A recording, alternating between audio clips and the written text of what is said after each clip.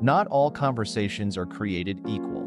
Whether you're speaking on stage, debating online, or just chatting with a friend, your dialogue likely falls into one of these four categories: a verbal bulldozer. Think rants, social media callouts, or heated political speeches. No room for response, just pure dominance. It's a verbal boxing match. The goal? To win the argument, not necessarily to understand. Think political debates or courtroom battles. A solo storyteller at work. TED Talks, keynotes, and inspiring speeches fall here: informative, engaging, but mostly one way. The gold standard of conversation. Open-ended, idea-driven, and built on mutual understanding. Think podcasts, deep discussions, or brainstorming sessions.